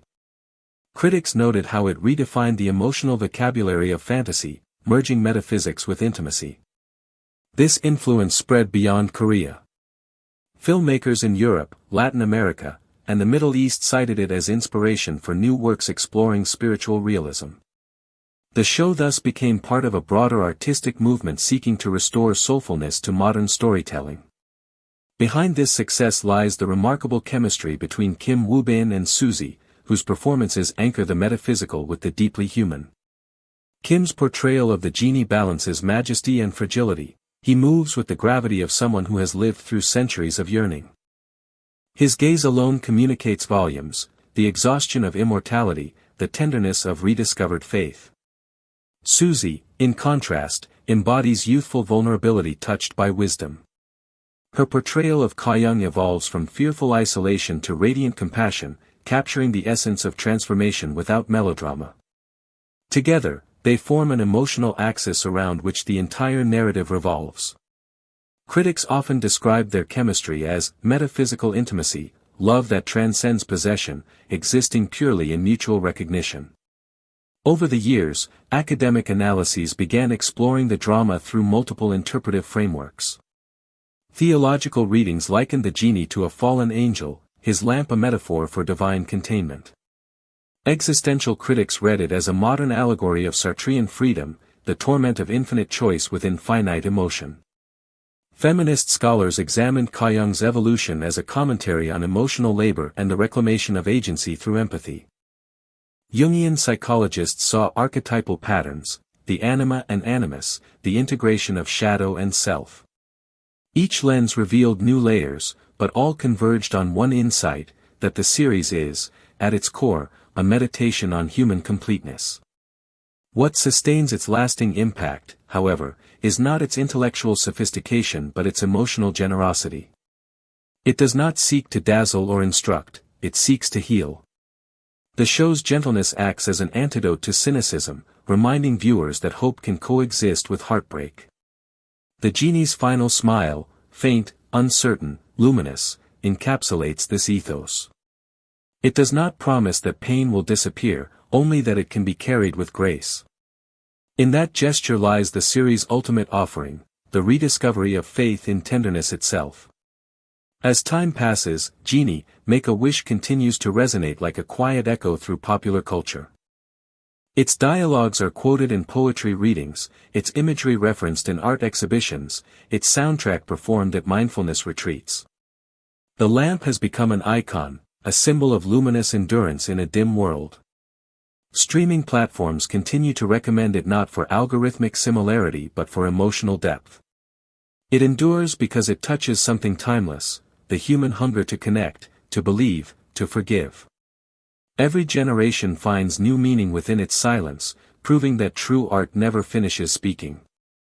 Years from now, when critics trace the lineage of spiritually intelligent cinema, they will likely begin with this drama.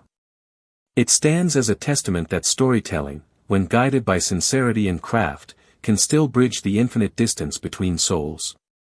Its legacy is not merely artistic but moral, a reminder that gentleness is a force, not a weakness. The genie's voice may fade, but his lesson remains, that to wish, in its purest form, is to love without demand. And so, even after the screen fades to black, the light of Genie, Make a Wish lingers, not as memory, but as presence. It continues in the hush that follows, in the breath the viewer unconsciously holds, in the silence that feels suddenly sacred. For in that silence, one finally understands what the series has been whispering all along, that the true wish is not for magic to appear, but for the heart to awaken to the magic that has always been there. As the years rolled on, the myth of Genie, Make a Wish began to live beyond the screen, inhabiting the imaginations of those who had once watched it in silence. Like all enduring works of art, it transcended its own medium.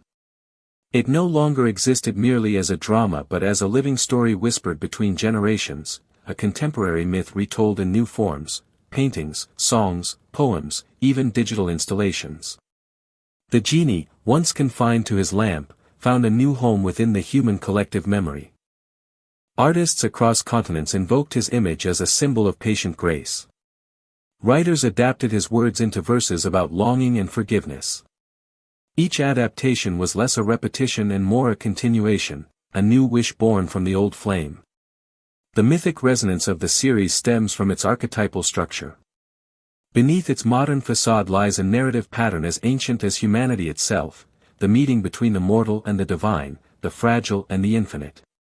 This encounter, found in myths from Greece to India, always centers on recognition, the moment when the human realizes they are part of something greater, and the divine rediscovers its need for compassion. Genie, Make a Wish reinvents this timeless motif for the contemporary world.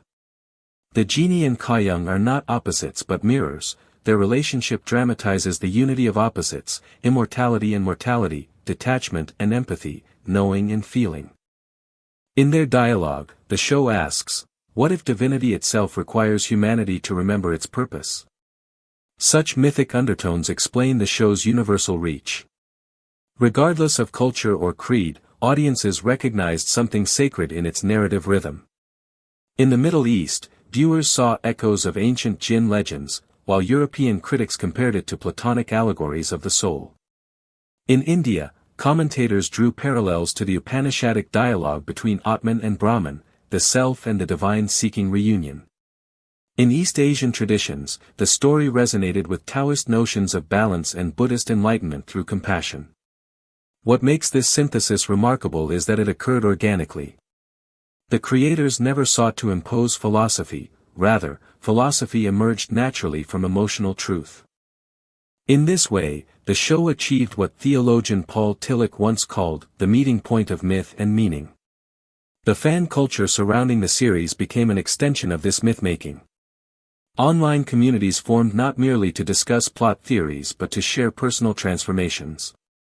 Viewers wrote long posts describing how the show had changed their understanding of forgiveness or taught them how to grieve. Some reported watching episodes during hospital stays or after the loss of loved ones, finding in the genie's patience a model for endurance.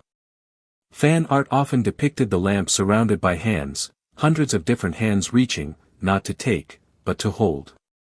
These collective gestures of tenderness turned fandom into fellowship. In this sense, Genie, Make-A-Wish transcended entertainment and entered the realm of communal healing. Interestingly, the genie's lamp became a recurring symbol in public consciousness, evolving into a metaphor for emotional authenticity. In workshops, therapists used it as an exercise. What's the wish inside your lamp became shorthand for articulating unspoken hopes. Educators employed the series in ethics and literature courses to illustrate narrative empathy. Even corporate leadership programs referenced its lessons on humility and listening. The genie's philosophy, that to give sincerely is to be free, resonated far beyond its fictional context. Its influence spread not through marketing but through quiet testimony, passed from one moved viewer to another. The global academic world soon began treating the series as a text of cultural and psychological importance. Papers were written analyzing its narrative symmetry, color theory, and philosophical implications. One particularly influential essay described it as cinematic phenomenology, a study of perception itself. According to this interpretation, every scene invites the viewer to awaken to awareness, just as Kyung awakens to love. The genie's lamp becomes an allegory for consciousness. When polished by attention, it reflects light; when neglected, it darkens. This reading aligned the drama with a lineage of art films exploring subjective reality, from Tarkovsky's Stalker to Malick's The Tree of Life, yet it remained distinct in tone, rooted in East Asian sensibility and restraint. Another wave of analysis focused on time. Unlike Western narratives obsessed with progress, Genie, Make-A-Wish treats time as cyclical. Each wish echoes a previous one, each ending becomes a new beginning. This cyclicality mirrors Eastern philosophies of rebirth and return. The genie's centuries of servitude are not punishment but purification, the slow refining of awareness. His freedom in the finale is not escape but integration, the realization that boundaries between self and other are illusions. The moment he dissolves into light is both death and awakening, absence and presence. It is cinema articulating the ineffable truth that every ending is also transformation. Even linguistically, the series wove poetry into dialogue with precision.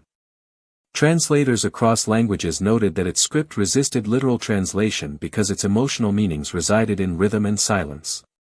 Certain lines carried layers of nuance that only a pause could express. In Korean, the genie's word for wish, sowan, carries connotations of both longing and prayer. Thus, every time a character speaks the word, it vibrates between desire and devotion. This linguistic duality underlines the show's central insight: wishing, at its purest, is a sacred act, a bridge between the finite and the infinite. To wish is to pray without knowing it. In aesthetic terms, the show's visual language has become an object of study in art schools. The interplay of natural light, slow motion, and color minimalism created a visual grammar that many filmmakers now emulate. Some refer to this style as luminous realism, a commitment to capturing transcendence through the ordinary. It teaches that beauty resides not in spectacle but in perception. A window, a cup of tea, a flickering candle, each can become a portal to the infinite if seen with love. This aesthetic principle, subtly encoded in every shot, is perhaps the series' greatest lesson for visual artists, that the sacred can be filmed not by adding more light, but by learning to see the light already there. From a psychological perspective, the series also sparked conversation about the emotional economy of modern life. In a world dominated by consumer desire, Genie, Make-A-Wish offers a counter-ethic, an invitation to desire less and feel more. The genie's gradual liberation mirrors the audience's own potential for release from constant wanting. The act of watching becomes therapeutic, teaching patience and presence. Mental health professionals have written about the show's ability to evoke calm through slow pacing and harmonious imagery. Some even call it a cinematic meditation, capable of inducing mindfulness in viewers who otherwise struggle with restlessness. In this sense, the series performs what religion once did, offering ritual stillness in an age of perpetual motion. Critically, the show's endurance rests on its refusal to be cynical. It does not shy away from pain, but it never mocks sincerity. In doing so, it challenges one of the deepest taboos of contemporary art, the fear of genuine emotion. Genie, Make-A-Wish dares to be earnest. It believes in love without irony, in beauty without apology. That courage to feel deeply, to affirm the human spirit, became its quiet revolution. Viewers discovered that vulnerability could be strength, that hope could coexist with realism. The genie's tears, falling silently in the final episode, became emblematic of this ethos, emotion not performed but revealed. Decades from now, when future generations rediscover the series, they will not simply watch it as nostalgia but as prophecy. Its themes of compassion, self-recognition, and balance anticipate the ethical questions of the century ahead. In an age increasingly defined by artificial intelligence, disconnection, and emotional fatigue, Genie, Make-A-Wish offers a timeless antidote, the reaffirmation of presence, empathy, and choice. It reminds humanity that while technology evolves, the essential questions remain unchanged. Who am I? What do I truly wish for? What is love when stripped of illusion? These questions, posed softly by the genie's voice, will continue to reverberate long after the screen fades. And so, the legend continues not in sequels or spin-offs, but in the quiet acts of those it has touched. Every time someone pauses to help a stranger, forgives instead of retaliating, or sits in silence with gratitude, the spirit of the genie stirs again. The lamp glows unseen in countless hearts. In this way, Genie, Make-A-Wish fulfills its final promise, that the real miracle is not granted by magic, but by kindness itself, the wish that never ends. Long after the cameras were packed away and the actors had gone on to other stories, the breath of Genie, Make-A-Wish remained. It lingered in the way people spoke about light, in the way they looked at small things again. The series had taught them to notice, the hush before rain, the warmth of another's palm, the quiet pulse of the world when nobody is speaking. That attention, once awakened, could not be forgotten. The drama had not asked to be remembered as an event but as a state of being, a way of seeing. And in that it succeeded. What survives of it is not only its plot or its characters but a manner of tenderness. It reminded audiences that stories are not cages for meaning but open doors. Each viewing became a private pilgrimage, one entered with noise and left with silence. In a century crowded with bright distractions, this return to stillness felt almost radical. The genie's final disappearance into light came to symbolize the fate of all true art. It vanishes from sight only to become interior illumination. Viewers who once watched it on glowing screens now carry it somewhere behind their ribs, where memory becomes breath. Its philosophy of the wish endures precisely because it resists finality. A wish, the series taught, is not an order sent into the universe but a confession of vulnerability. It is the soul's way of saying, I am incomplete, and that is beautiful. By honoring incompleteness, the show restored dignity to longing itself. Where other fantasies promised control, Genie, Make a Wish offered surrender. Where others celebrated power, it celebrated compassion. It asked its audience to imagine that maybe the universe listens, not because it is commanded, but because it is kind.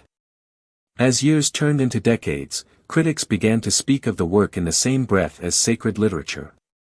It was studied beside mystical poetry and contemplative cinema, not because it preached but because it perceived.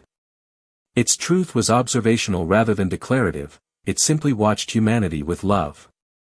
That love became contagious.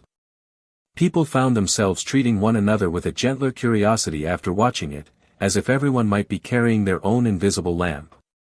In that sense the series performed the oldest function of art, it re-enchanted the world. It suggested that the miraculous does not require thunder or spectacle, it lives quietly inside perception. A leaf trembling in sunlight, a sigh at dusk, the rhythm of footsteps in a hallway, all of these became potential portals to grace. The genie's message was never about changing the world by force, but about seeing it until it changed on its own. The cultural afterlife of the show illustrates this subtle transformation. Film schools teach it as an exercise in patience, psychologists cite it as an example of narrative therapy, philosophers quote its dialogue when discussing ethics of empathy. Yet its real success cannot be measured by citations or awards. It lies in the anonymous moment when someone pauses before speaking in anger, remembers the genie's calm, and chooses silence instead. Each such pause is an unseen sequel. Time has a way of dissolving most works into curiosity, but this one continues to breathe because it was never bound to fashion. Its rhythm belongs to something older than industry or genre, it belongs to the pulse of attention itself. When people return to it, they find not nostalgia but recognition, as if the story has been waiting patiently for them to be ready. That patience is its gift. And perhaps that is what the genie was meant to teach all along, that the wish granted is the ability to keep wishing without despair. To desire, to hope, to reach for light even knowing it will fade, that is the miracle. When Ka-young freed him, she was also freeing that possibility in everyone who watched. Freedom, the series whispers, is not escape from longing but friendship with it. Now, in the quiet corners of the world, when the evening air hums and a distant bell rings, some remember a line from the show, every light needs a place to rest. It has become a prayer without a religion, a sentence that turns ordinary space sacred for a heartbeat. That heartbeat is the drama's true ending, a continuation disguised as silence. And so the circle closes. The lamp, the wish, the light, and the breath all return to one another.